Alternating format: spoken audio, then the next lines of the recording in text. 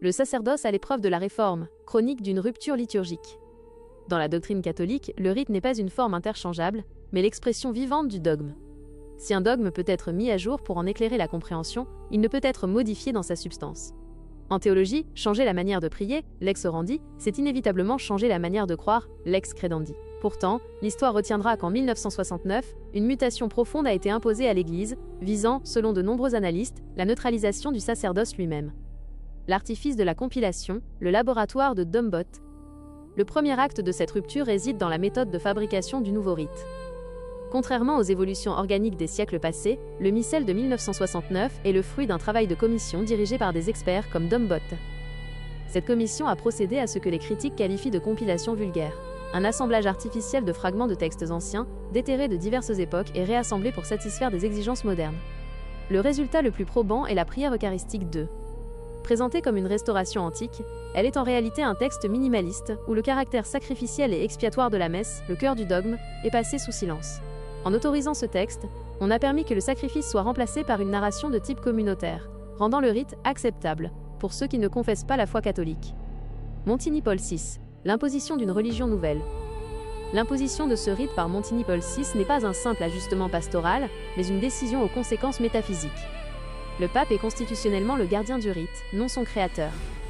En substituant la création de laboratoire de Dombot au canon romain millénaire, Montigny Paul VI a opéré un basculement.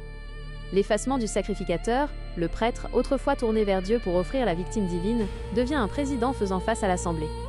La désacralisation du ministère, les prières de l'offertoire, qui affirmaient le pouvoir de racheter les péchés, ont été supprimées au profit de bénédictions de table.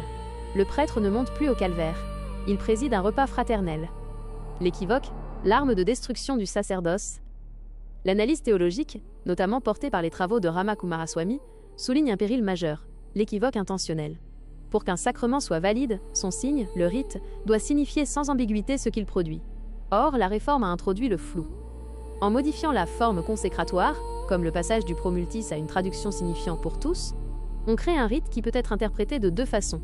L'une catholique, le sacrifice, l'autre non catholique, un simple souvenir. Pour Coomaraswamy, une telle ambiguïté finit par corrompre l'intention du prêtre.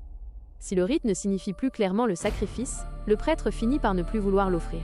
L'instrument est neutralisé par le doute. Le rituel de 1968, la source tarie. La preuve finale de cette volonté de transformer l'Église se trouve dans la réforme du rituel d'ordination de 1968. Pour qu'un homme devienne prêtre, les paroles de l'évêque doivent être précises. En supprimant de la formule consécratoire le pouvoir explicite d'offrir le sacrifice pour les vivants et les morts, Montigny Paul VI a créé un rite d'ordination équivoque. Si le rite qui fait le prêtre est douteux, le prêtre lui-même le devient. Sans prêtre validement ordonné, il n'y a plus de présence réelle, plus de confession, plus d'église. C'est l'extinction lente du sacerdoce par la base. Conclusion. La nécessité de la résistance. Pour les défenseurs de la tradition, la question n'est pas celle du goût ou de la langue, mais celle de la survie de la foi. Entre la compilation technique de Dombot et le rite immuable de l'Église, il y a une rupture de substance.